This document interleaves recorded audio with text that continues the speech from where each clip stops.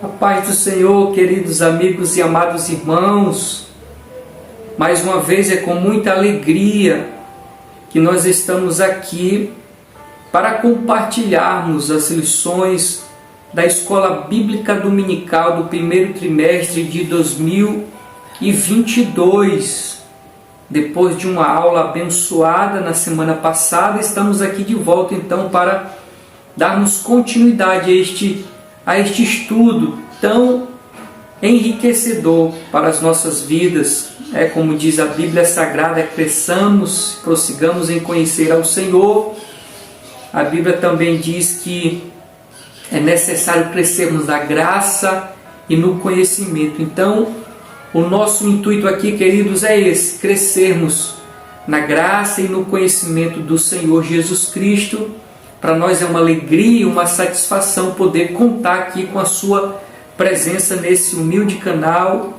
Louvar a Deus pela vida daqueles que estão chegando, se inscrevendo, participando, interagindo conosco, né?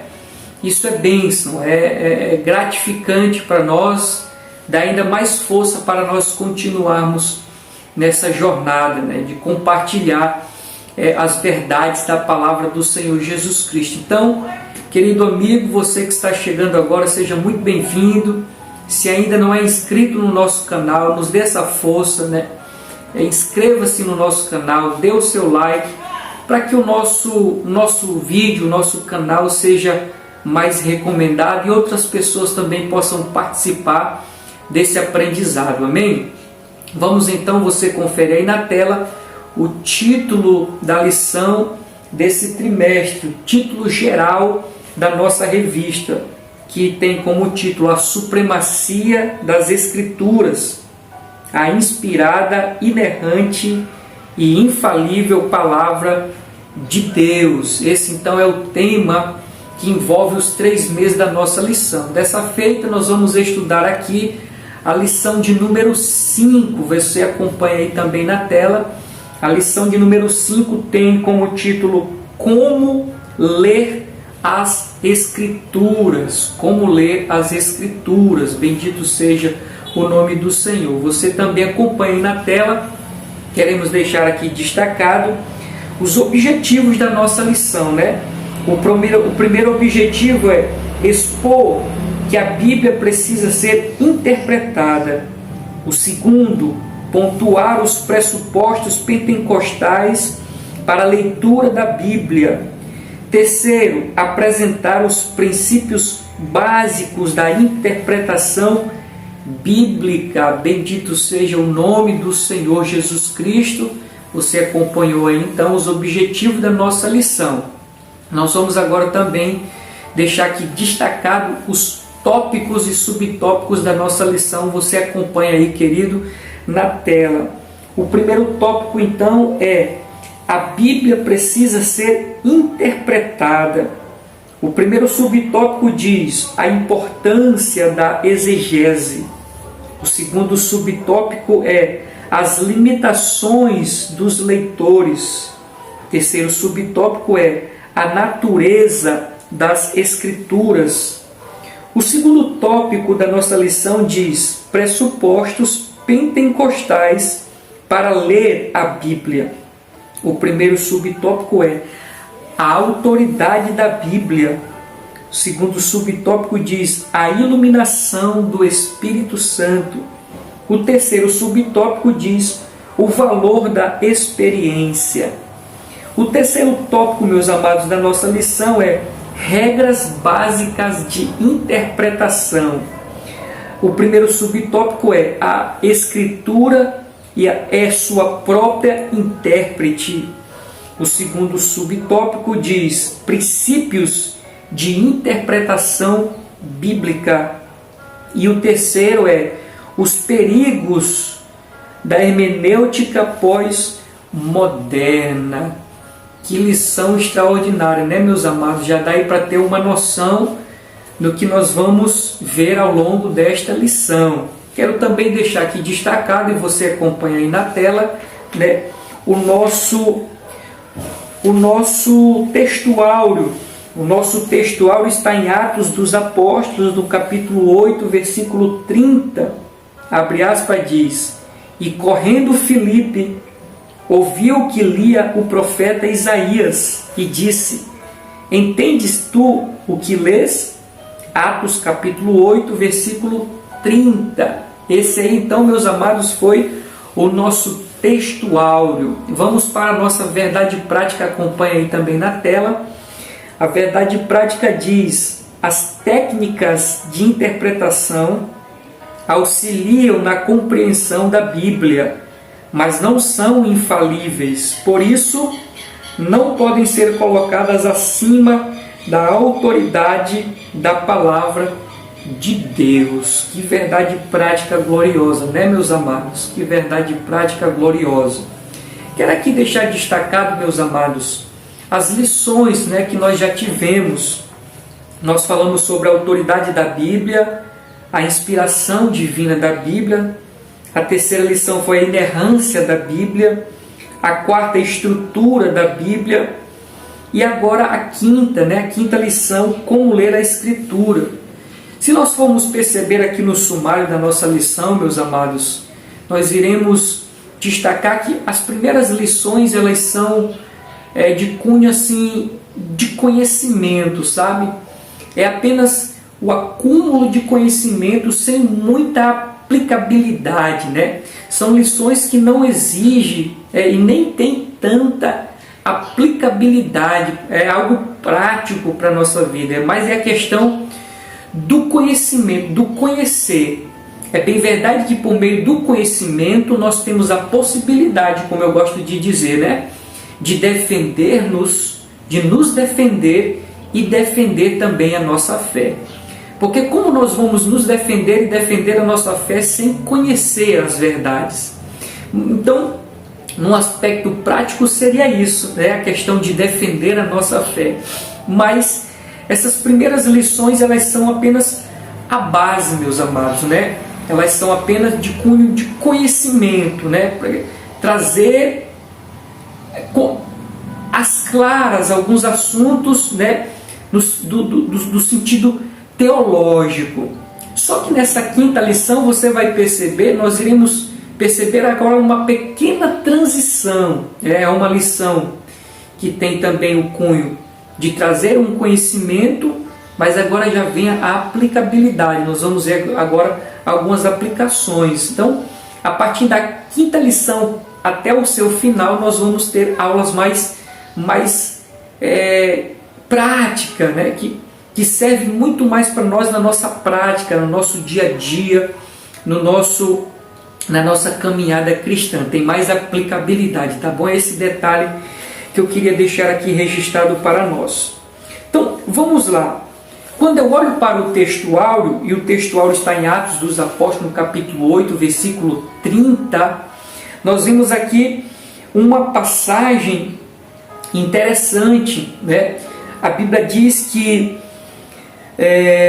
um homem, um eunuco, lá de uma determinada cidade,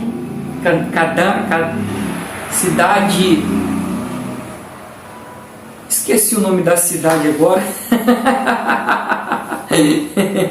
mas ele era de uma determinada cidade, né? Era servo de uma rainha, né? E ele veio a Jerusalém, diz a Escritura que ele veio para adorar, ele veio para fazer as suas preces, as suas orações, a sua adoração. E ele agora está de retorno para a sua cidade. A Bíblia diz que o Espírito Santo conduziu Filipe até este homem, de maneira que Filipe, ele se aproximou da carruagem onde estava esse eunuco. Filipe então observa que ele está lendo o texto de Isaías.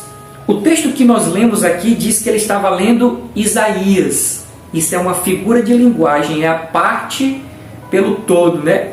É a parte pelo todo. Não significa que ele estava lendo uma pessoa de Isaías, mas ele estava lendo um texto, um escrito, né? Que Deus, por intermédio do Espírito Santo, inspirou ali Isaías para escrever. Então, Esse eunuco estava lendo os escritos que o profeta Isaías deixou. Interessante que Filipe chega com eles assim: tu entendes o que lês? Ele disse: como eu vou entender se ninguém me explica? Como eu vou compreender se não há quem possa me explicar? E ele vai dizer que a passagem que ele estava lendo era a respeito de Jesus Cristo, né? A passagem dá a entender ali que é a respeito de Jesus Cristo.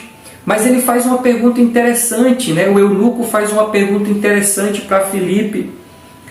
Quando, ao ler, ele pergunta para Filipe: o profeta está falando dele ou de uma outra pessoa?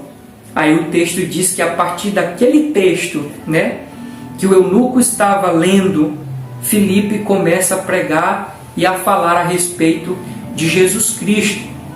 A palavra foi tão poderosa, impactante na vida daquele eunuco, que no decorrer da viagem, não sei o desenrolar ali da conversa, só sei que aquele eunuco sentiu o desejo agora de ser batizado, e eles vão passando ali na hora que tem um riacho, um rio, uma parte com água lá, e ele decide: o que me impede de ser batizado? E Filipe disse: se tu crês, nada te impede de ser batizado. E ali aquele eunuco foi batizado.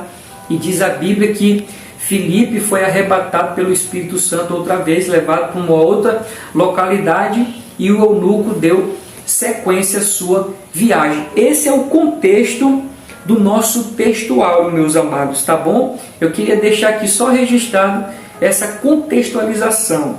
Vamos mais adiante. Por quê? Porque nós estamos falando a respeito de como ler as Escrituras, né? Como interpretar corretamente a Escritura, como compreender corretamente as Escrituras. Amém? Vamos aqui para a verdade prática. Na verdade prática eu destaquei algumas coisas interessantes aqui para nós. Por exemplo, a verdade prática diz: as técnicas de interpretação auxiliam na compreensão da Bíblia, mas não são infalíveis. Por isso, não podem ser colocadas acima da autoridade da palavra de Deus. Então está falando aqui que existem algumas técnicas de interpretar a Bíblia, mas ressalta que essas técnicas, elas não são infalíveis. Elas podem errar, elas podem falhar, elas têm suas lacunas, e por conta dessas características, dessas técnicas, a autoridade da Bíblia, ela tem que sobressair. E nós vamos ver o que isso quer dizer mais daqui para frente. Daqui para frente nós vamos ver o que isso quer dizer um pouco mais. Mas eu quero deixar destacado aqui sobre essa questão das técnicas, as técnicas de interpretação da Bíblia Sagrada. Uma das técnicas é a exegese, é o estudo, a compreensão daquilo que está escrito no texto. Exegese, como nós vamos ver daqui mais para frente, é extrair, tirar do texto. Só que existe, meus amados, um termo, né, dentro das academias. O termo é exegese. Existe a exegese e existe a exegese. O que seria a exegese? Tirar do texto, extrair do texto. E a exegese é eu colocar uma visão em cima do texto. É eu querer impor, né, uma interpretação em cima do texto. É eu querer dizer o que o texto não quer dizer. E diga-se de passagem, meus amados, essa é uma das coisas que com frequência acontece, e quanto mais o tempo passa, mais, devido à falta de cuidado de muitos que se dizem pregadores da palavra do Senhor, quanto mais o tempo passa, mais essas coisas vão sendo frequentes. Que coisa? A exegese. Pessoas colocando, né, pessoas colocando as suas impressões no texto, forçando o texto a dizer uma coisa que ele não quer dizer. Com base nisso, meus amados, e não chega a nem ser uma questão de exegese, mas apenas uma falta de atenção. Se você der uma pesquisada aí na internet, você vai encontrar um fato que aconteceu, né? A história que é um pedreiro, que ele era também pastor, um pastor de uma igreja pequena, com pouquíssimos membros. Lá, num determinado dia, uma irmã teve um sonho, né? A irmã teve um sonho, e nesse sonho uma voz dizia que ela deveria ter um filho desse pastor. Interessante. Ela vai e conta para o seu esposo. O esposo, ali na sua inocência, né? Eu creio, na sua inocência, sei lá, alguma coisa além da inocência, né? Mas acatou a decisão da esposa de que aquilo que ela sonhou deveria acontecer. Ambos vão até o pastor, né, segundo ele, ouviu o relato daquela mulher e foram orar. Isso que é engraçado, irmãos. Eles foram orar pedindo a confirmação da parte de Deus, né? Porque, segundo a fala do pastor, você vai ver no vídeo, se procurar aí, aquilo era a coisa mais difícil no ministério dele. Ele sendo casado, agora ter que ter relação com uma de suas membras, porque ele acreditava ser aquilo da parte de Deus. Mas foram orar e chegaram à resposta.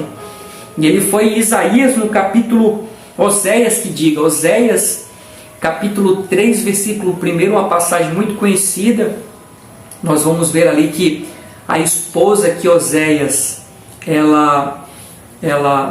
a esposa que Oséias tomou para si pela ordem de Deus era uma mulher de prostituições, né?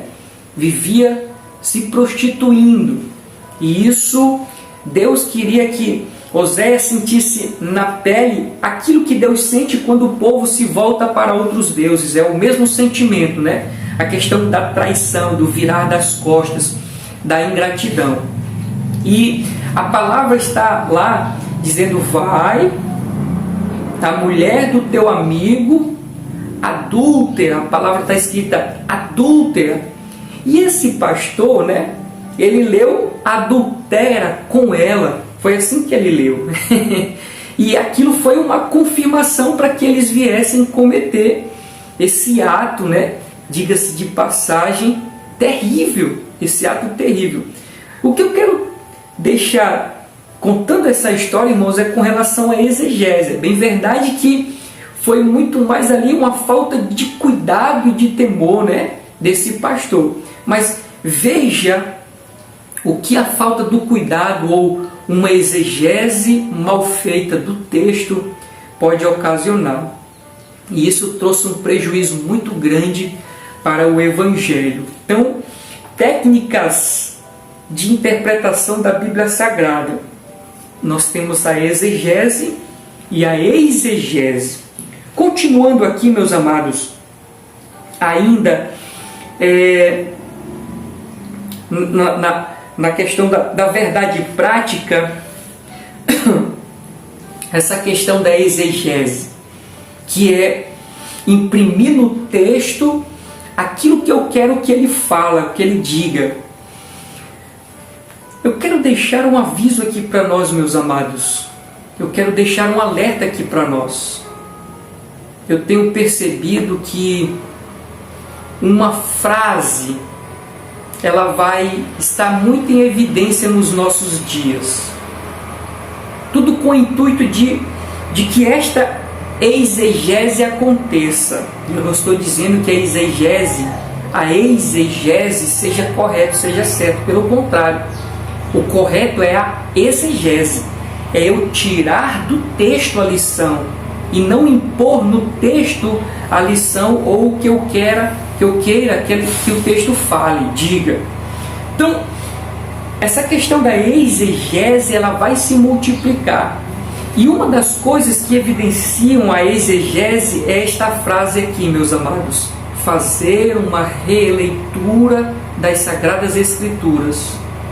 Muitos falsos mestres, muitos falsos doutores da lei, iludidos pelo seu coração corrompido, e também ser instrumentos para destruição de outras pessoas, levarem à destruição, à perdição, eles vão se utilizar muito desta frase aqui: fazer uma releitura das Sagradas Escrituras. Lá para o final nós vamos ver que os princípios da Bíblia Sagrada, elas são absolutos e eternos. Elas não mudam, elas não falham. Mas observe que esses falsos mestres e doutores, eles vão na contramão desta verdade. Agora o que eles querem é fazer uma releitura. Quando você ouvir um pastor, alguém que se diz pastor, que se diz mestre, que se diz doutor das Escrituras, colocando esta frase, uma releitura da Escritura, pode ficar atento e pode sair, porque aquilo não é da parte de Deus. Porque os princípios da palavra do Senhor, meus amados, eles são absolutos, mas nós vamos ouvir muitos dizendo isso, e isso faz parte da exegese, a pessoa querer colocar no texto as suas impressões, tá bom? Ainda aqui na verdade prática, no final ela diz assim, que por essas técnicas serem infalíveis, terem falhas, a autoridade da Bíblia ela tem que ser superior, ela tem que estar acima. O que isso significa? Significa que a melhor técnica de interpretação é evidenciar a autoridade da Bíblia, ou seja, é fazer com que a Bíblia interprete a si mesmo. Não eu colocar as minhas impressões, mas deixar com que a Bíblia interprete a si mesmo. É dar autoridade para a Bíblia. Então, há textos que a própria Bíblia ela vai explicar esse texto. Bendito seja o nome do Senhor Jesus Cristo. Vamos mais adiante, meus amados. Vamos para a nossa introdução. Essa lição ela está repleta de coisas novas para nós. Então vamos lá. A introdução diz: a leitura e o estudo das Escrituras são um dever e um privilégio. Por isso, temos que zelar pelo conhecimento bíblico e estar conscientes da necessidade de aplicar o texto sagrado em nossas vidas. Tiago alerta que devemos ser cumpridores da palavra e não apenas ouvintes. Nesta lição, veremos a importância dos princípios basilares da interpretação.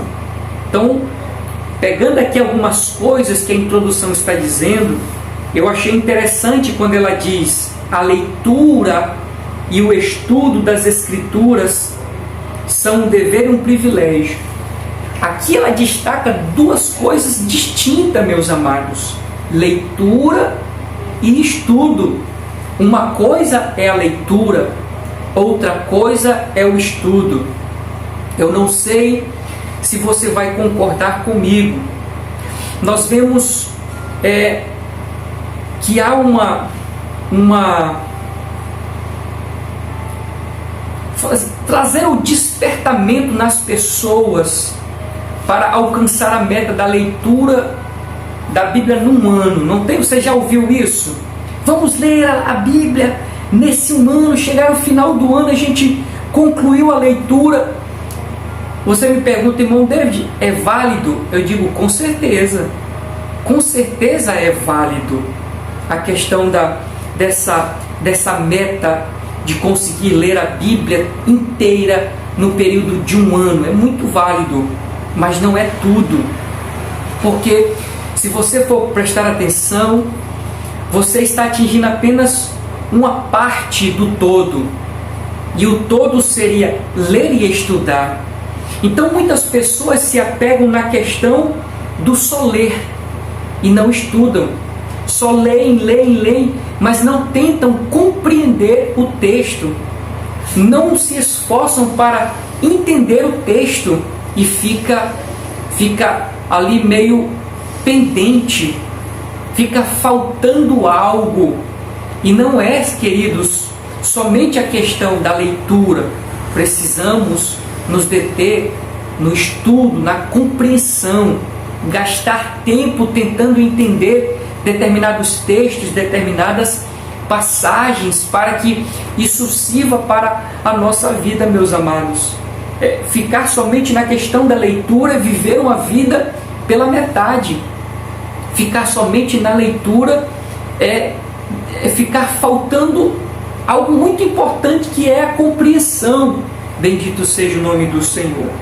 Então, além dessas duas coisas que a introdução destaca, ela também diz assim: a leitura e o estudo das Escrituras são um dever, observe, um dever e um privilégio.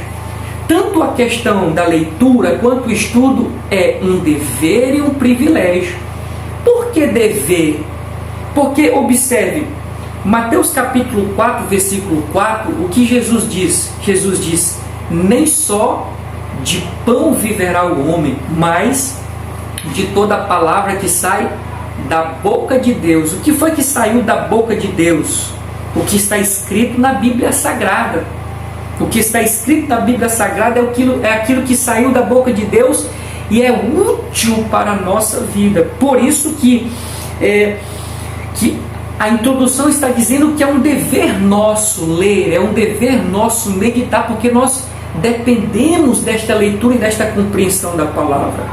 Nós necessitamos da leitura e da compreensão desta palavra, porque nós somos carnais, precisamos do arroz, do feijão, do macarrão e de outras coisas que alimentam o nosso corpo, mas precisamos do alimento que alimenta a nossa alma. E o único meio pelo qual a alma, o espírito é alimentado é pela palavra de Deus. Por isso, meus amados, que é um dever, se nós não lemos, se nós não estudamos, se nós não nos esforçamos para entender a Bíblia Sagrada, nós iremos definhar espiritualmente, iremos morrer espiritualmente. Mas ao passo que ler e estudar é um dever, é também um privilégio. É uma honra, meus amados, estudar a Bíblia Sagrada. E eu faço a pergunta: por quê? Por que ler, por que estudar é uma honra para nós? Como eu coloquei aqui, porque é por meio desta palavra que Deus revela os seus mistérios. É por meio dessa Escritura que Deus revela, as suas verdades, a sua vontade.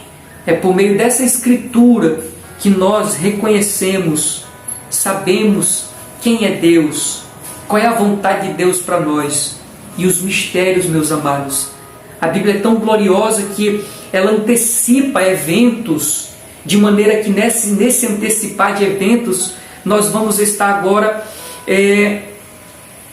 precavidos com relação a esses eventos, estarmos mais atentos, estarmos preparados para que quando esse evento acontecer nós não venhamos ser pegos de surpresa. Por isso, meus amados, é honroso ler, estudar, conhecer as Sagradas Escrituras, por causa dos mistérios que Deus vai revelando na Bíblia Sagrada. Bendito seja o nome do Senhor Jesus Cristo.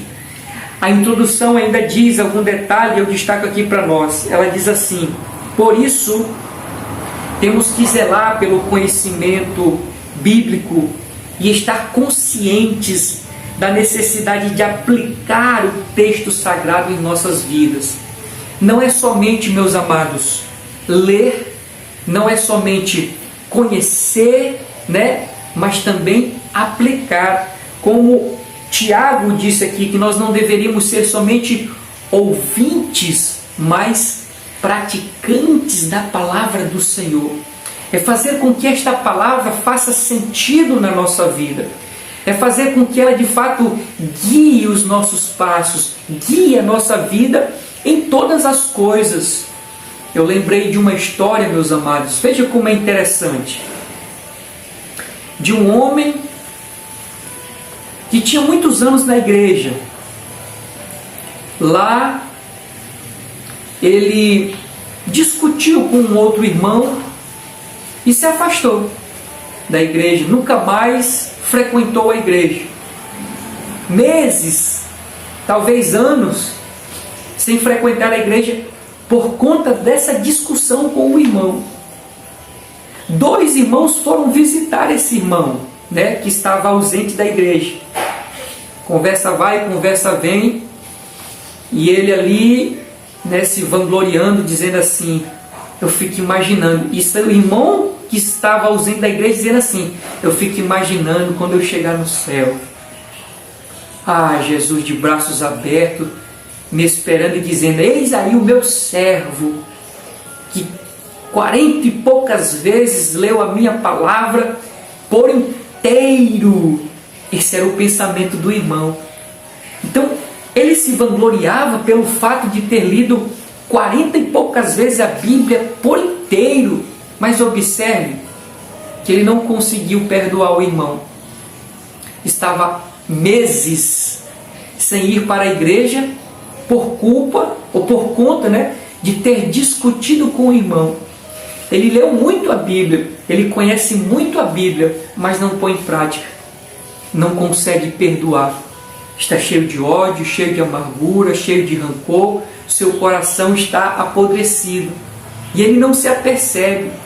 E, meus amados, nós precisamos ter cuidado em relação a esse conhecer simplesmente, mas não põe em prática. Como diz aqui a nossa lição, nós precisamos ter consciência da necessidade de aplicar o texto da Bíblia Sagrada nas nossas vidas. Eu gosto de um salmo quando diz assim, como o jovem purificará o seu caminho ou o seu coração, observando-o segundo a sua palavra. Como é que o jovem conserva puro o seu caminho ou o seu coração? Observando o seu coração ou o seu caminho, a sua vida, segundo o que está escrito ou estabelecido na Bíblia Sagrada. É alguém que aplica os princípios da Bíblia Sagrada na sua vida por inteiro, meus amados. Não sejamos religiosos, não sejamos conhecedores, acumuladores de conhecimento, mas sejamos cristãos na prática, meus amados. Amém? Vamos dar sequência aqui ao nosso ensino. O primeiro ponto, a Bíblia precisa ser interpretada. A Bíblia precisa ser interpretada.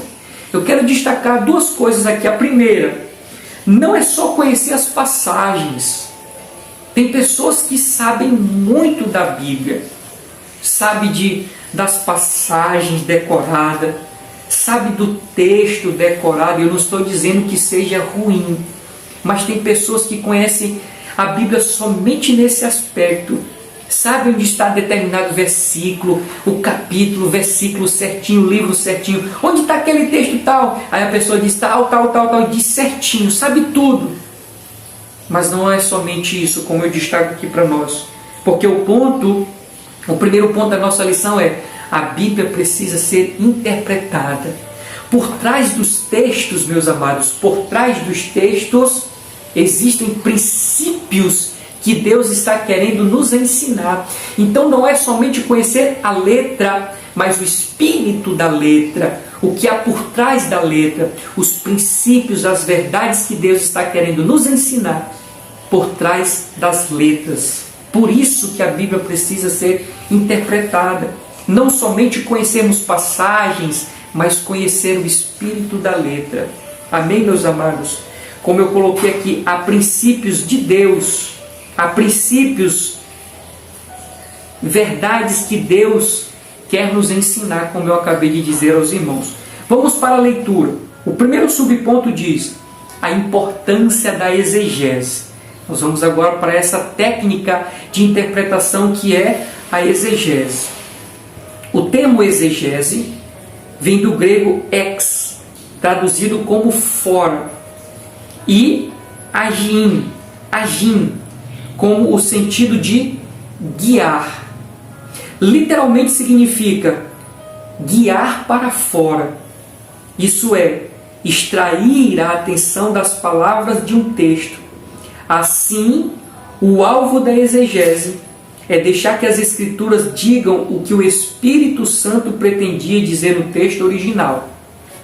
Lembra que no início eu fiz a diferenciação entre exegese e exegese? Exegese é tirar do texto, como diz aqui, guiar para fora. A exegese é eu colocar no texto. E o que a nossa revista está dizendo é que nós precisamos deixar com que o texto fale aquilo que o Espírito Santo quer que aquele texto fale, e não o que nós queremos que o texto fale. Essa é a verdadeira interpretação. Deixar o texto falar por si só. Bendito seja o nome do Senhor. Continuando. Dessa forma, para não fazer o texto significar aquilo que Deus não pretendia, olha só, dessa forma, para não fazer o texto significar aquilo que Deus não pretendia, é necessário ter um minucioso exame das Escrituras. É necessário ter um minucioso exame das Escrituras. Não colocando as minhas impressões, mas deixando o texto falar ao nosso coração. Interpretar aquilo que de fato o texto quer dizer. Porque Deus, Ele tem uma mensagem, meus amados. Deus, Ele tem uma mensagem para cada passagem disposta na Bíblia Sagrada. Amém? Vamos continuar. Por exemplo, o estudo das línguas bíblicas, dos fatos da história, da cultura e dos recursos literários usados no texto sagrado, cooperam na compreensão real, na compreensão do real significado das palavras inspiradas. Aqui está uma verdade. Para aqueles que estudam a Bíblia Sagrada, eles sabem que há uma dificuldade nossa na compreensão dos textos bíblicos. Por quê? Por causa da distância do tempo em que nós estamos para o tempo em que a Bíblia foi escrita. Por quê? Porque no tempo em que a Bíblia foi escrita, além do tempo, tem a questão da cultura, tem a questão da linguagem, tem o dia a dia que é diferente dos nossos dias. Por isso, precisamos levar em consideração essas coisas quando nós vamos fazer a interpretação, fazer a exegese do texto. Levar em consideração o tempo, a cultura, né? As características daquele povo, para nós não errarmos na interpretação, na exegese do texto. Mas é possível, meus amados, por isso nós temos os recursos que temos hoje e ainda e principalmente o Espírito Santo de Deus que nos ajuda a compreendermos a Bíblia Sagrada. Vamos mais adiante. Na verdade, aqui colocando 2 pontos dentro desse tópico que nós acabamos de ler. Não podemos negar que há textos na Bíblia fáceis de entendimento, mas há também textos difíceis de compreendermos. Há textos que são muito claros aos nossos olhos, não precisa levar em consideração cultura, tempo, característica do povo, não, é simples, é fácil de entender, é fácil de compreender. Como esse texto que eu citei agora há pouco, né? Quando a Bíblia diz, nem só de pão, Mateus 4,4, nem só de pão viverá o homem, mas de toda a palavra que sai da boca de Deus. Significando que o homem, para sobreviver espiritualmente, precisa alimentar-se da Bíblia Sagrada. Porque esse é o alimento espiritual, que alimenta a alma, que alimenta o espírito. Mas há passagens de verdade e com sinceridade difíceis. Todo bom estudioso da palavra há de concordar comigo que há textos da Bíblia muito obscuros no sentido não de misterioso, de esotérico, mas de difícil interpretação. Por isso que uma das técnicas, para tentar chegar ao entendimento de certas passagens difíceis é usar outras passagens mais claras da Escritura. Passagens que querem dizer a mesma coisa, mas agora com mais clareza. Por isso é possível chegar na interpretação de textos. Mas esta é uma realidade, queridos. Há textos na Bíblia fáceis de entender e há textos na Bíblia difíceis de entender. Mas eu quero também deixar aqui ressaltado que no que tange a salvação, no que concerne a salvação, aquilo que é necessário para o homem conhecer em termos da salvação dentro da Escritura é simples, simples, simples. Olha como Deus é glorioso. Olha como Deus é glorioso. Não podemos negar que há textos difíceis, mas aquilo que diz respeito à salvação dos homens é simples, fácil de entender, de maneira que até uma criança ela consegue compreender. Que dirá um adulto? Por quê, meus amados? Porque a vontade do Senhor, o desejo do Senhor é salvar. Imagine se o desejo do Senhor é salvar e ele dificulta a compreensão dos ensinos com relação à salvação. Pelo contrário, ele facilita. Aquilo que concerne a salvação é muito simples. Tem pontos muito difíceis de compreender, mas se eu não conseguir compreendê-los, isso não vai afetar muito na minha salvação. Não vai afetar muito na minha salvação. Amém? Vamos lá, as limitações dos leitores, ou seja, as nossas limitações. Nós que estamos aqui, você que está aí do outro lado, está buscando um conhecimento, nós somos limitados. Isso é uma verdade inquestionável. Nós somos limitados. Então vamos lá ver a respeito dessas limitações. Nesse aspecto, é preciso reconhecer que toda vez que lemos a Bíblia, estamos interpretando. Isso porque todos os leitores também são intérprete. Naturalmente ou consequentemente, meus amados, quando nós lemos a palavra, precisamos interpretar. Precisamos entender o que o texto está dizendo. Então nós somos, querendo ou não, intérpretes da Bíblia Sagrada. Continuando, o problema dessa constatação reside nas ideias que trazemos conosco antes mesmo de começarmos a ler a Bíblia Sagrada. Atente-se para isso. O problema dessa constatação reside nas ideias que trazemos conosco. O problema dessa constatação, o problema que nos limita em relação à interpretação real da Bíblia são, como diz aqui, são ideias que já temos conosco. São verdades que nós já temos, que é parte da nossa natureza. E isso dificulta a questão da interpretação da Bíblia Sagrada. Senão nós vamos acabar fazendo a exegese. Mas vamos continuar aqui a leitura. Por conseguinte, nem sempre o entendimento daquilo que lemos produz a verdadeira intenção do Espírito Santo. Em virtude de nossas inclinações pecaminosas que nos induz ao erro. Olha só, irmãos, o cuidado que nós precisamos ter ao interpretarmos a Bíblia Sagrada, para não sermos influenciados pelo nosso coração corrompido. Continuando, em virtude de nossa inclinação pecaminosa que nos induz ao erro, precisamos usar métodos sadios que nos auxiliam na interpretação das Escrituras. Essa é uma nobre tarefa atribuída a todo salvo em Cristo Jesus. Eu quero deixar 3 coisas aqui para nós. Existe um termo chamado cosmovisão.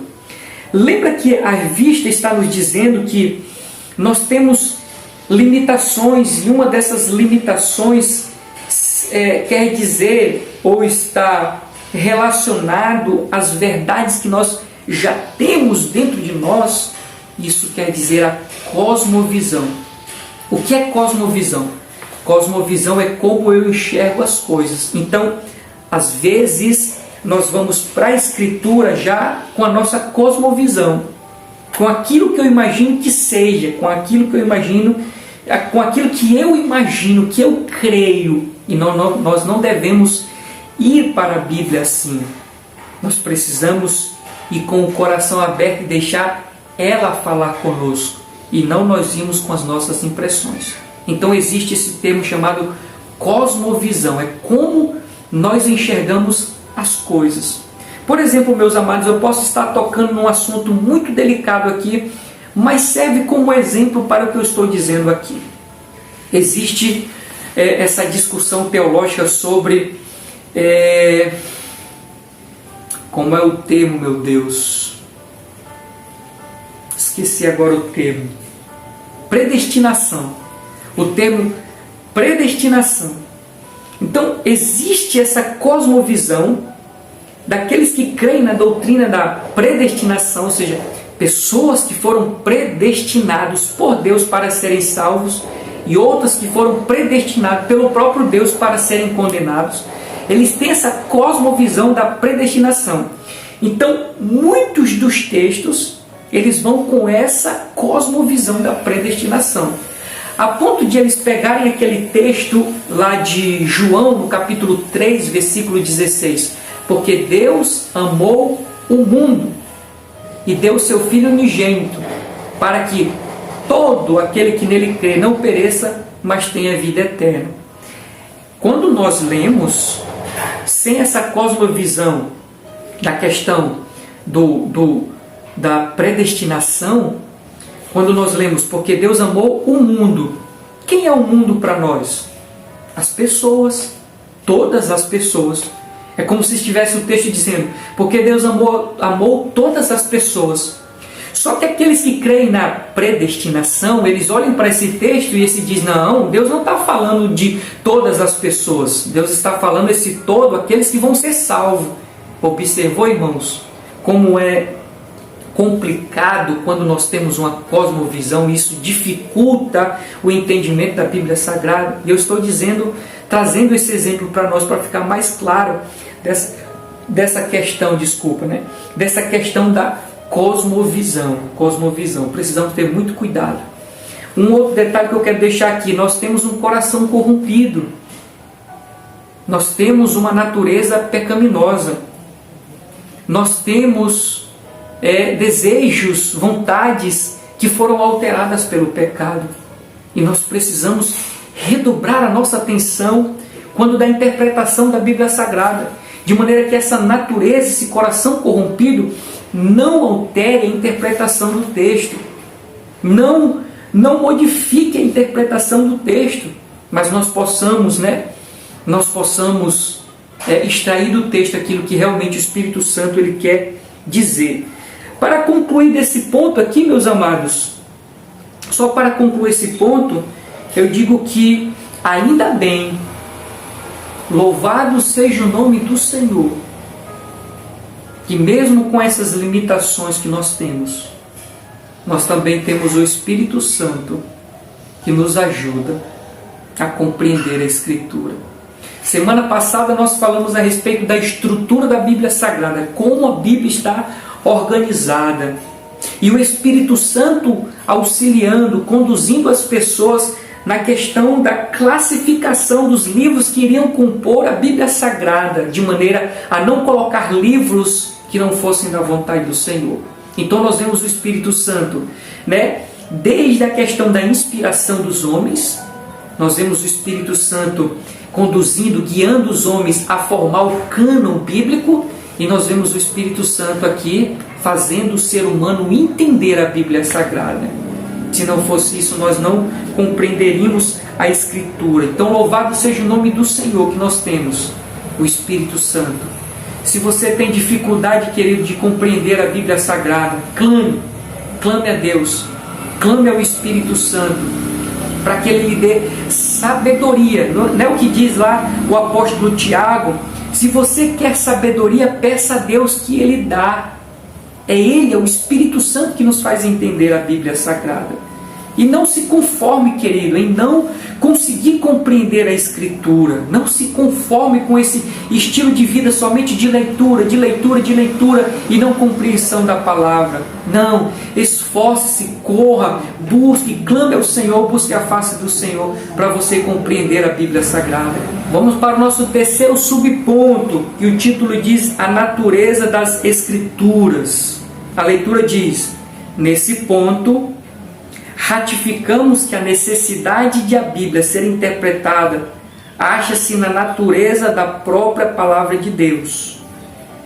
Como já estudamos, o texto bíblico foi escrito majoritariamente em duas línguas distintas, o hebraico e o grego, no período aproximadamente de 1600 anos, por cerca de 40 autores, que viveram em épocas e culturas diferentes.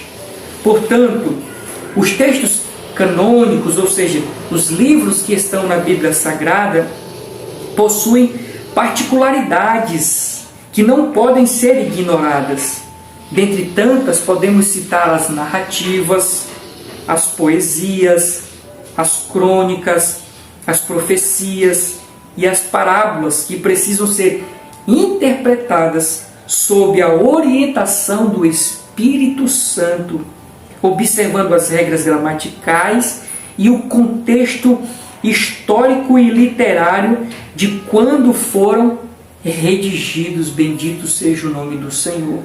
Então nós precisamos, ao interpretar a Bíblia Sagrada, levar em consideração a língua que foi escrita, a cultura que foi escrita, o contexto em que foi escrito, ter em mente que isso foi escrito há muito tempo atrás, e ainda mais a questão de saber que ela é um livro espiritual.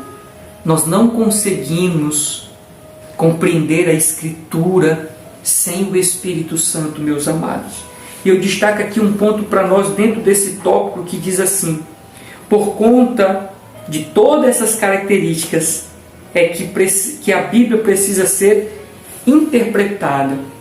Então nós vemos na composição dos livros narrativas, histórias sendo narradas, nós vemos poesias, nós vemos profecias, nós vemos, como, acho que, se não me falha a memória, na segunda lição, nós vemos ali figuras de linguagem sendo utilizadas, e nós temos que ter cuidado. Tem analogias, tem parábolas, tudo isso, meus amados, precisa ser interpretado. Por exemplo, diga-se de passagem, um pastor muito conhecido no Brasil e fora do Brasil, ele pegou aquele texto da parábola do semeador. Jesus disse que o reino dos céus é semelhante a um homem que saiu a semear. Parte da semente caiu na beira do caminho, parte da semente caiu no meio das pedras, parte do caminho caiu no terreno, mas os espinhos cresceram e sufocaram, e parte de sementes caiu ali na terra boa. E se você for observar, o próprio Cristo traz a interpretação. Na sequência do texto, Cristo interpreta a parábola que ele citou. Só que esse pastor foi além. Ele deu uma outra interpretação.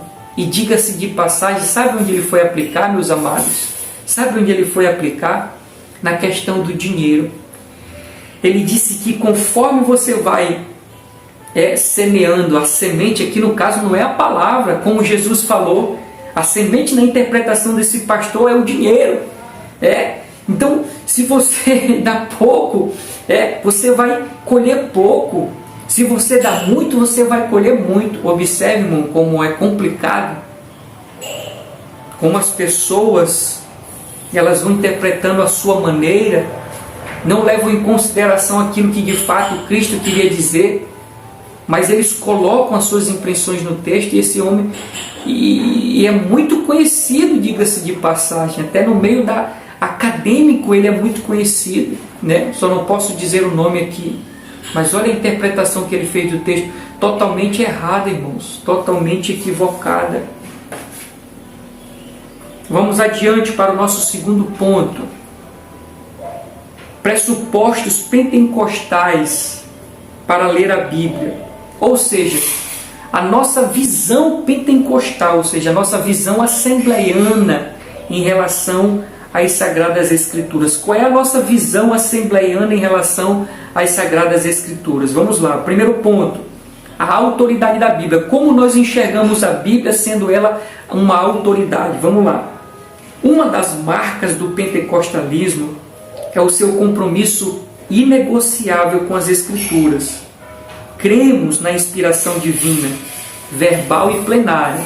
Foi na segunda lição nós estudamos isso. A Bíblia ela é inspiração divina, vem de Deus. Ela é verbal, são as palavras de Cristo, de Deus, e plena, de Gênesis e Apocalipse. Toda ela é inspirada, toda ela é divina. E não somente partes da Bíblia, como alguns dizem, né? A Bíblia contém a palavra de Deus. Não, a Bíblia é a palavra de Deus. Ela por inteiro, ela por completo é a palavra de Deus. Assim nós cremos, nós da teologia pentecostal. Continuando. Nossa autoridade final em questão de fé e prática. A Bíblia é a nossa autoridade final em questão de fé e prática. Portanto, ao ler os sagrados, ao ler o livro sagrado, temos como pressupostos sua inerrância, infalibilidade.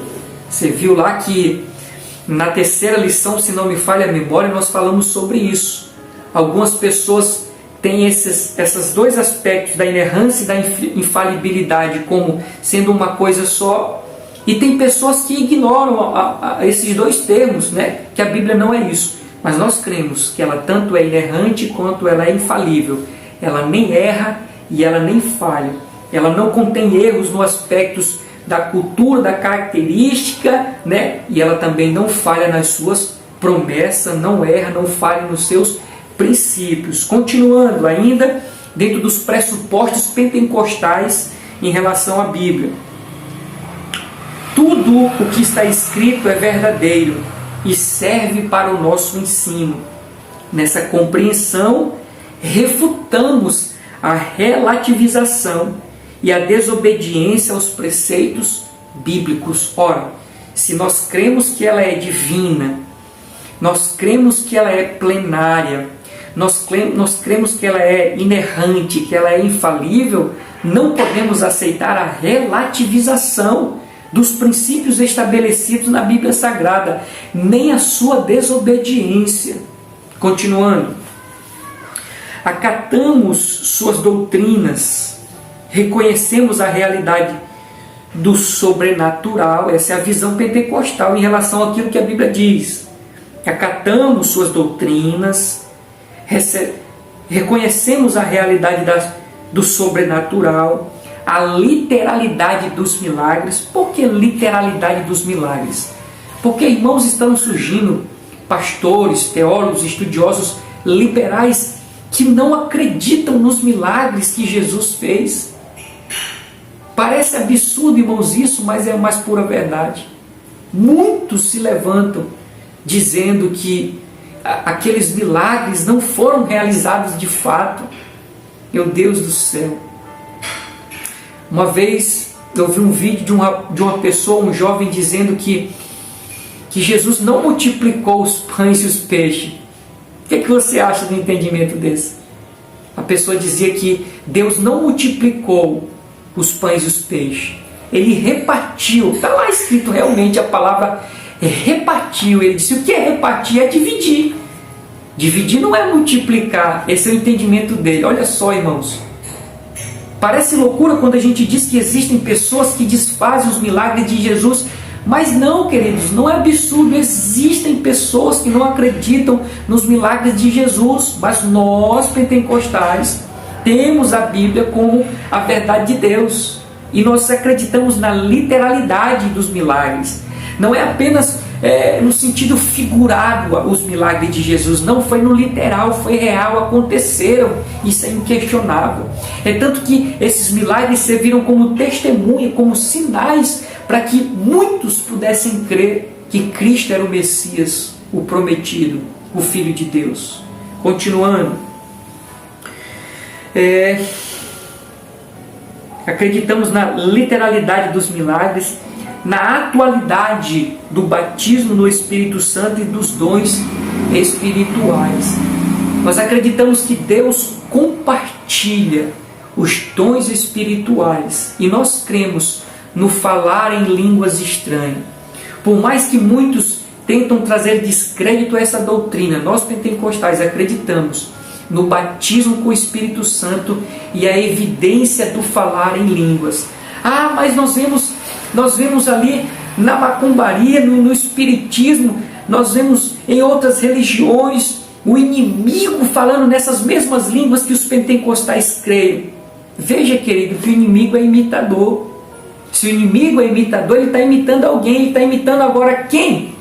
A ação do Espírito Santo, para enganar as pessoas e trazer descrédito nesse mover do Espírito Santo tão glorioso. Apesar de que, meus irmãos, e me perdoe a minha sinceridade, ao meu ver, precisamos destacar ou dar muito mais ênfase à questão da transformação do nosso caráter, fazendo-nos parecido com Jesus, do que essa questão do mover do Espírito Santo, né? Não nos apegarmos tanto nessa questão do batismo com o Espírito Santo, mas trabalhar muito mais na mudança do nosso caráter. Termos de fato a mente de Cristo e as práticas que Cristo assim faria no nosso caso. Amém, meus amados? Continuando, aqui alguns pontos que eu destaquei.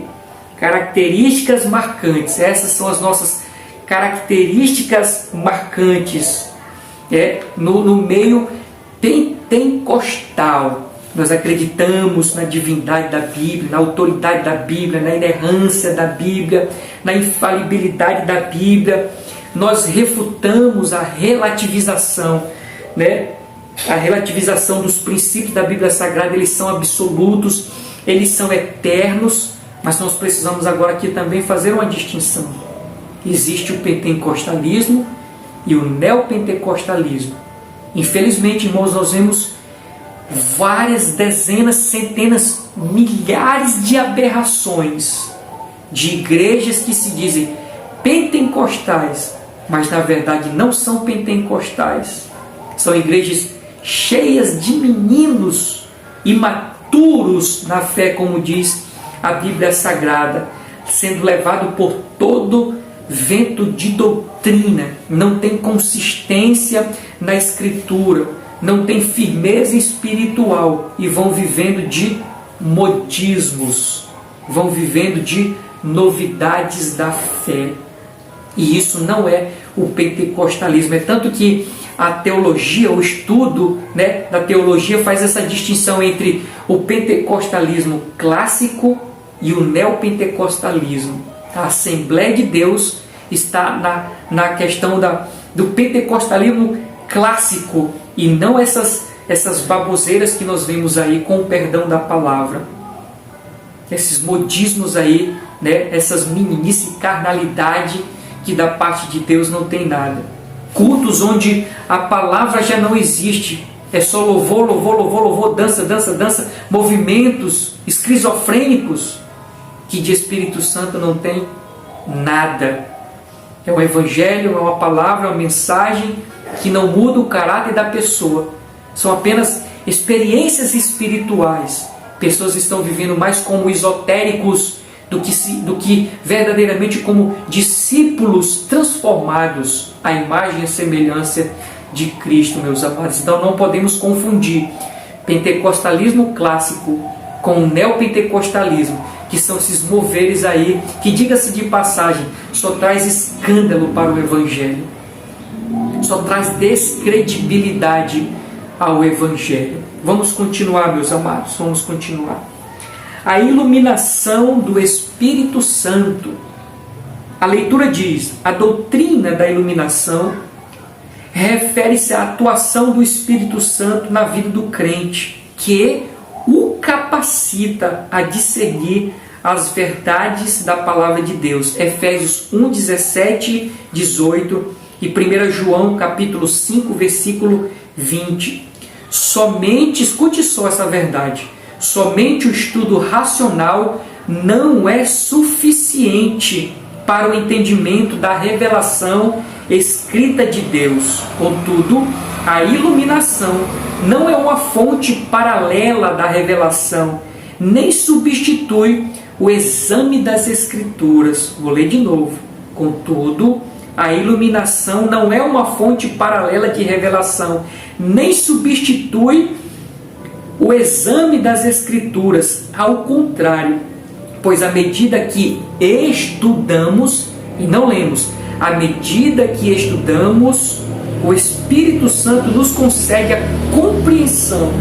A iluminação não aumenta nem altera a Bíblia, apenas elucida o que já foi revelado pelo Espírito Santo. Assim, o conhecimento da palavra produz comunhão com Deus, vida de oração, obediência e santificação.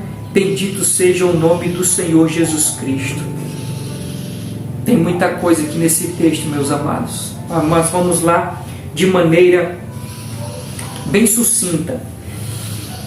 Esse tópico diz assim: somente o estudo racional não é suficiente para o entendimento da revelação escrita de Deus. Ou seja, o QI, ou seja, a capacidade intelectual da pessoa não é suficiente para compreender a Escritura.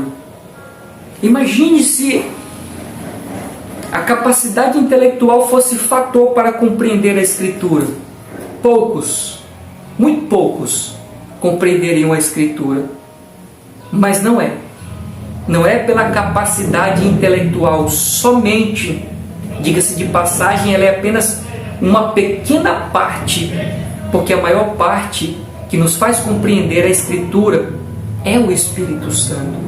Por isso nós precisamos atrair, queridos, a presença do Espírito Santo de Deus cada vez mais para a nossa vida, para nós compreendermos a Escritura. Eu destaquei aqui que, na verdade, a questão da capacidade intelectual, se não tivermos cuidado, ela acaba se tornando inimigas nossa e nos tornando avesso ao Evangelho. Eu sei, louvado seja o nome do Senhor por isso, que nós temos muitos irmãos letrados, como o apóstolo Paulo.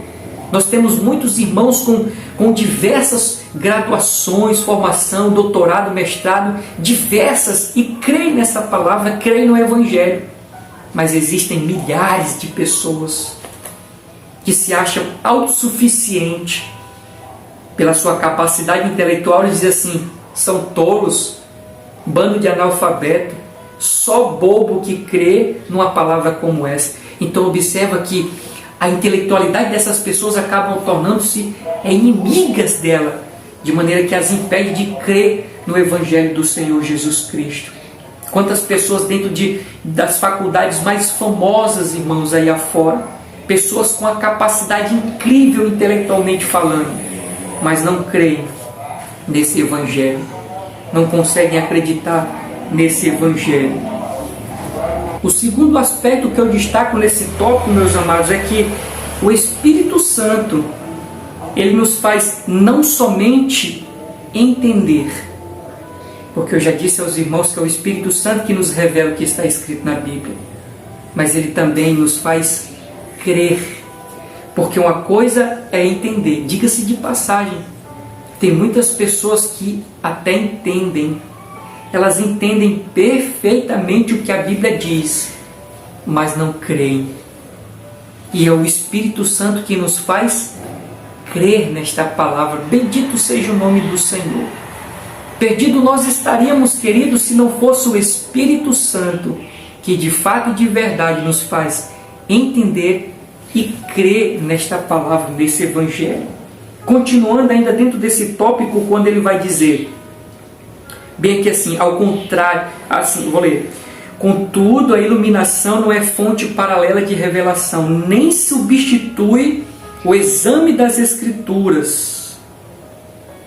Ao contrário, pois à medida que estudamos, o Espírito Santo nos concede a compreensão. Não é pelo fato de que eu sei que é o Espírito Santo quem nos revela essa mensagem, eu vou relaxar. Vou esperar que o Espírito Santo fale comigo. Não, queridos, isso não exclui o nosso esforço.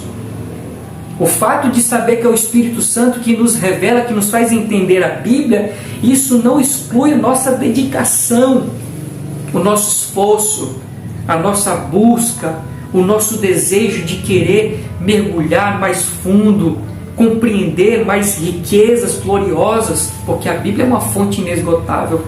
Quanto mais você é uma fonte, quanto mais você tira, mais sai. Quanto mais você conhece, mais tem coisa para conhecer.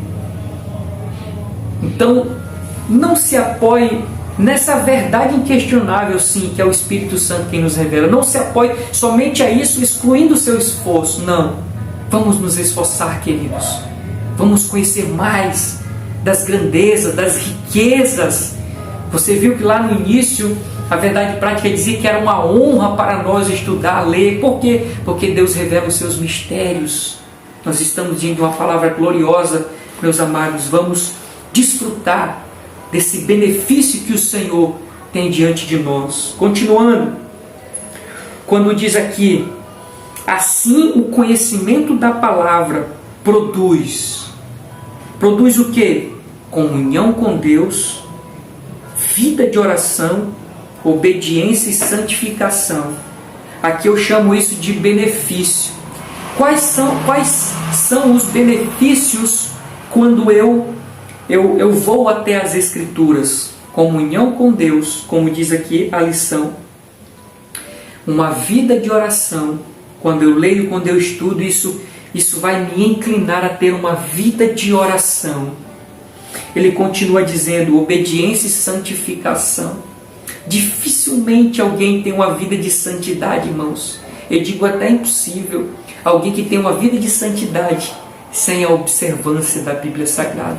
Porque quando eu observo a Bíblia Sagrada, isso vai me levando a uma vida de santidade e santificação. Veja quantos benefícios nós temos, queridos, quando nós nos detemos na observância da Bíblia Sagrada. E isso é apenas alguns, dentre outros muitos benefícios, quando nós nos dedicamos a ler a Bíblia Sagrada. Vamos para o terceiro subponto, que diz o valor da experiência. A leitura diz, o texto sagrado é útil para o ensino, para a repreensão e correção, a fim de tornar o salvo perfeito. Essas declarações demonstram que a Bíblia deve ser aplicada ao nosso viver prático. As verdades bíblicas são confirmadas quando experimentadas pela Igreja do Senhor. Nesse aspecto, por exemplo, cremos que o livro de Atos não apenas descreve a experiência pentecostal da igreja primitiva, como também a torna válida para os nossos dias. Aquela experiência, então, dos apóstolos, dos discípulos, no dia de Pentecostes não ficou restrita somente a eles, mas atinge também a nós, alcança também a nós, de maneira que nós podemos ter a mesma experiência que eles estiveram no passado.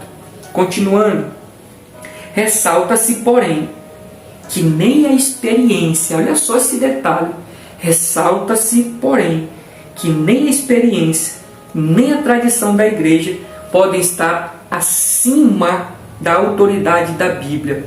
Somente a Escritura é que pode autenticar, dizer que aquilo de fato é verdade ou da vontade de Deus, e até mesmo corrigir a experiência ou a prática da igreja, caso necessário. A experiência, ela é boa, ela é válida, mas quando está segundo os ditames da Bíblia Sagrada, Lembra quando eu falei, meus amados irmãos, sobre a diferença do pentecostalismo clássico para o neopentecostalismo, em dizer que o neopentecostalismo é um movimento herético que se distancia daquilo que é real, ou seja, daquilo que está escrito na Bíblia Sagrada. Eles praticam coisas que não estão segundo as Escrituras, porque a Bíblia ela é a autoridade. E como diz aqui a nossa lição e o apontamento que eu deixei para nós, a nossa experiência, as nossas experiências espirituais, ela deve ter a Bíblia como base. Por exemplo, quando nós olhamos para aquele evento do Pentecostes, aquela situação extraordinária, observe que Pedro disse assim: nós estamos vivendo o que Joel profetizou, ou seja, nós não estamos fazendo nada da nossa cabeça, nós não estamos fazendo nada do nosso coração, nós não estamos fazendo nada aqui como fruto do pensamento da mente humana, não, é algo que já foi profetizado, e isso é o que nós estamos vivendo, ou seja, é algo que estava estabelecido na Bíblia. As nossas experiências devem se submeter, queridos, à palavra do Senhor. Assim também com relação as tradições da Bíblia. Nós vemos aí a Igreja Católica dizendo que a Igreja está acima da palavra.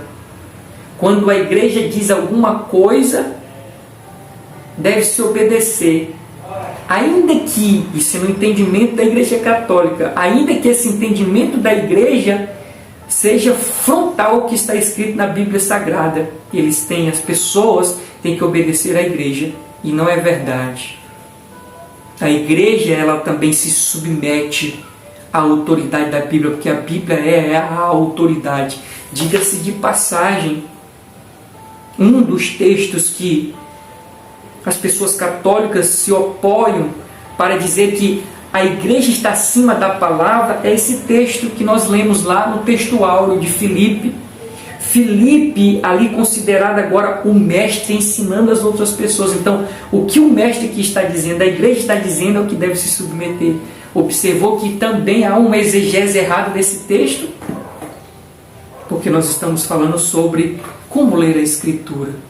Exegese, interpretações equivocadas. Uma outra, daquela passagem que diz, Jesus diz para os discípulos, isso no entendimento católico, O que os homens dizem a respeito de mim? Os discípulos disseram, alguns dizem que tu és Elias, outros dizem que tu és João Batista, outros dizem que tu és um dos profetas. Jesus vira para os apóstolos e diz, e vocês, o que dizem a respeito de mim?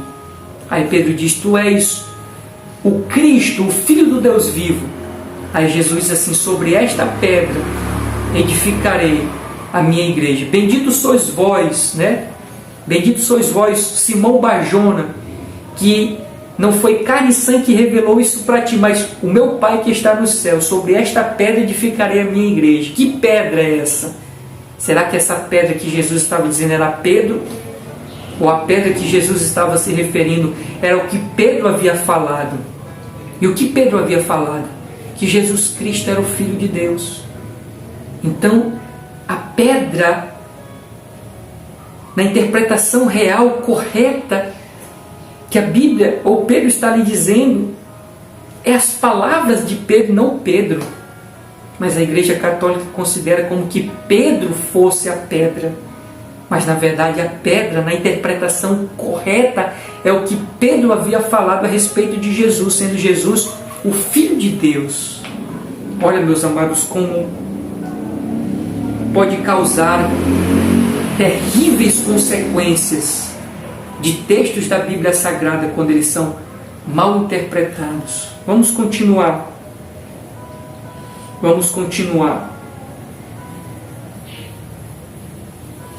O nosso terceiro ponto aqui da lição, terceiro tópico da nossa lição, regras básicas para a interpretação. Aqui é mais uma leitura. Regras básicas de interpretação. A Escritura, o primeiro ponto diz, a Escritura é sua própria intérprete. Foi o que nós vimos a Bíblia não é a autoridade. Então, existem mecanismos ou práticas que ajudam a interpretar a Bíblia. Mas a Bíblia, ela é a autoridade, ou seja, entre a Bíblia interpretar a si mesma e a interpretação dos homens, é preferível a Bíblia interpretar a ela mesma, porque ela é a autoridade. E é o que nós vamos estudar agora. A Escritura é a sua própria intérprete. A hermenêutica tem origem no termo grego hermeneutikos, que na teologia designa os princípios que regem a interpretação dos textos sagrados. Lutero desenvolveu a máxima de que a Escritura tem de ser interpretada e entendida por si própria. Significa que devemos estudar a Bíblia seguindo um método pelo qual uma parte do texto auxilia na compreensão de outro. Lembra que eu disse para os irmãos que existem textos fáceis de interpretação e outros difíceis de interpretação, mas é possível, segundo este método aqui da Bíblia interpretar a si mesmo, eu conseguir chegar no entendimento desses textos difíceis, pegando os mais fáceis. Por quê? Porque a Bíblia interpreta a si mesmo. Bendito seja o nome do Senhor. Continuando, esta afirmação, qual é a afirmação? De que a Bíblia interpreta a si mesmo. Essa afirmação é legítima, porque a coesão da Escritura é o resultado de um único autor divino. Lembra que a Bíblia, apesar de ter duas partes, ela se coaduna, né? Ela é um todo, ela se completa. Então, se a Bíblia é um todo, ela se completa, é válido dizer que a Bíblia interpreta a si mesmo. Bendito seja o nome do Senhor Jesus Cristo. Continuando, embora esse método seja legítimo, o estudante das Escrituras precisa do auxílio de regras básicas para uma correta interpretação. Aí entra a questão do contexto, entra a questão das línguas, né?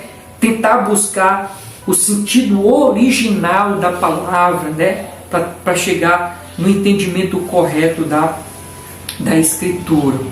Por exemplo, meus amados, se não me falha a memória, na segunda lição nós estudamos sobre aparentes contradições. E na passagem do apóstolo Paulo, quando se encontra com Jesus no caminho de Damasco, em um texto diz que os homens ouviram a voz, mas não entendiam. O outro texto diz que os homens não ouviam a voz. Então, parece uma contradição, mas é uma aparente contradição, porque tem hora que o texto diz que eles ouviram, tem hora que o texto diz que eles não ouviram, né? Então existe um entendimento correto quando se busca a palavra no original. Vamos dizer que eles ouviram, mas não entenderam. E o texto que diz que eles não ouviram quer dizer que eles não entenderam.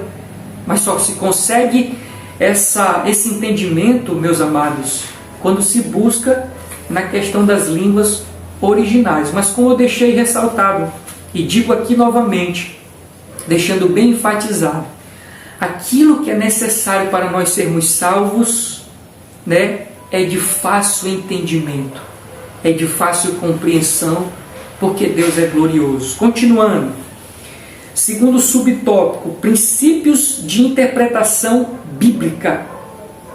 Dentre os princípios gramaticais, históricos e literários, enfatizamos que o texto bíblico tem sentido único e sempre que possível deve ser interpretado literalmente.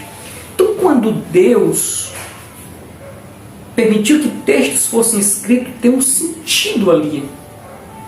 Tem uma verdade que Deus está querendo passar. Tem princípios ali estabelecidos da parte de Deus.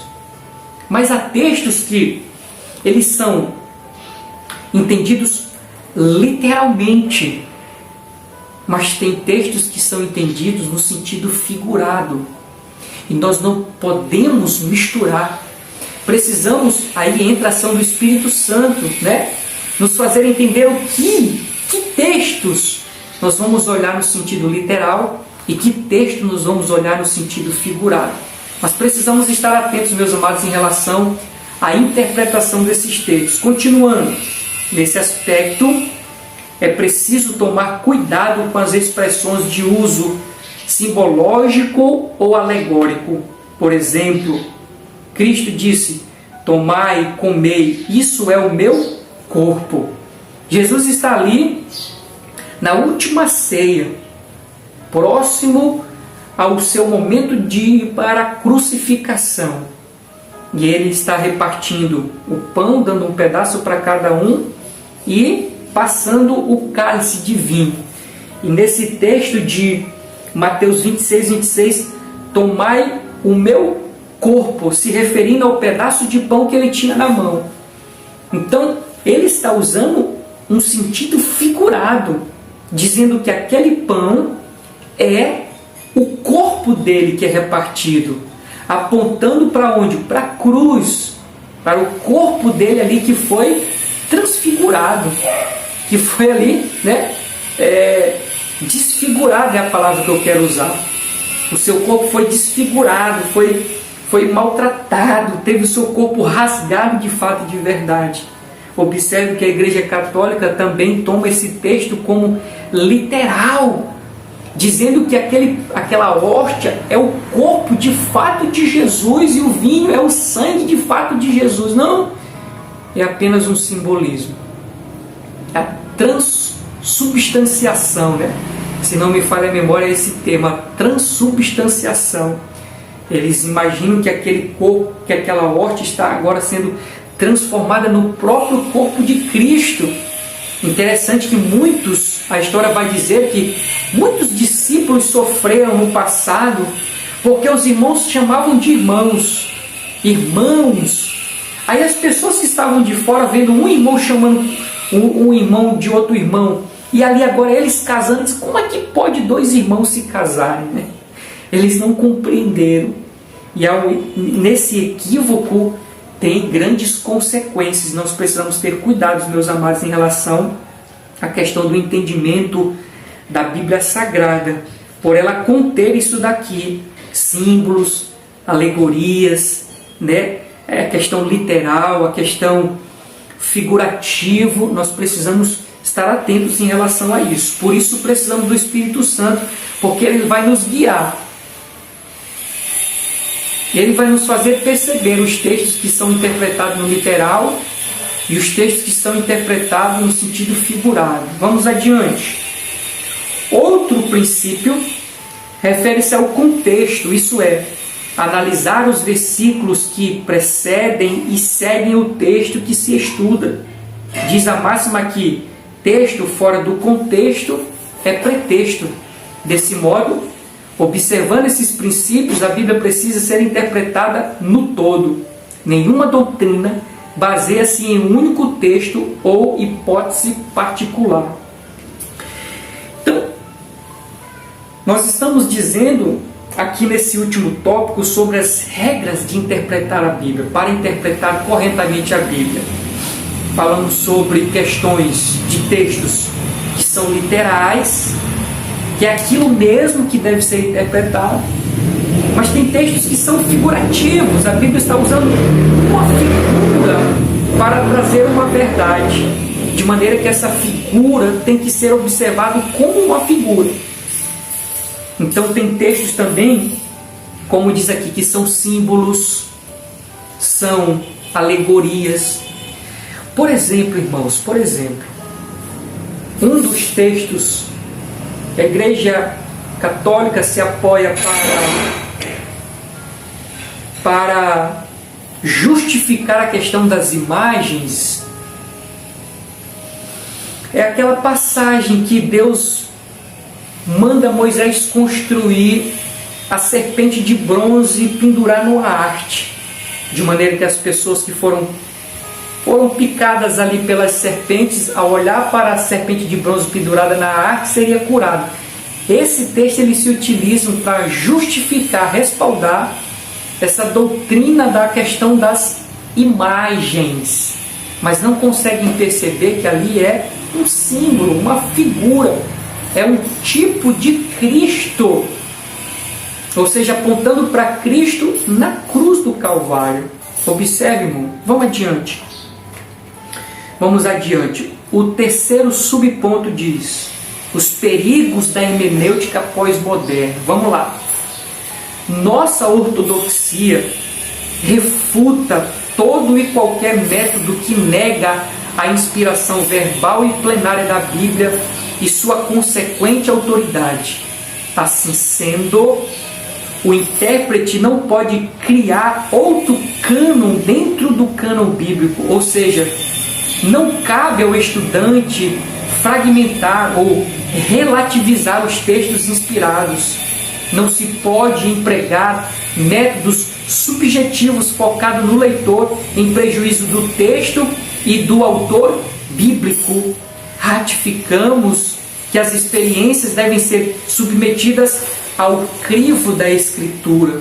As experiências devem se submeter ao crivo das Escrituras.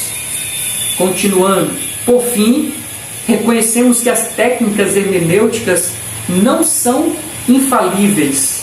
Durante o processo de aplicação dos métodos interpretativos, necessitamos da iluminação do Espírito Santo. Bendito seja o nome do Senhor Jesus Cristo. Então tem pessoas que tiram, o texto do seu contexto e aplicam segundo eles querem, como eles querem. E nós vemos então esses perigos aí da interpretação. Só para você ter uma ideia, por exemplo, quando a pessoa pega o texto ali da volta, da volta do povo nos muros de Jericó, ali monta-se uma campanha. Eles não levam em consideração a questão real da história, mas pegam aquilo para fazer as suas campanhas. E isso é fazer um mau uso da Bíblia Sagrada, é interpretar a Bíblia à sua maneira. E isso traz consequência para a vida das pessoas, para o Evangelho, meus amados. Precisamos então ter cuidado em relação à interpretação da Bíblia Sagrada. Vamos para a nossa conclusão, que diz assim: a Bíblia Sagrada deve ser lida e interpretada nesse mister. Somos auxiliados pela exegese e pela hermenêutica. Contudo, nenhuma das técnicas de interpretação acima da autoridade da Bíblia de Deus estão acima da autoridade da Bíblia de Deus, ou da Palavra de Deus. O que a igreja crê e professa deve ser interpretado à luz da própria Escritura. Então precisamos fazer uma exegese com base na própria Bíblia. Ter a Bíblia como autoridade máxima e final, para não corrermos em riscos, meus amados. Fiquemos com essa palavra, que Deus abençoe, fique na paz do Senhor Jesus Cristo e aguardo você até a próxima lição, em nome de Jesus. Amém.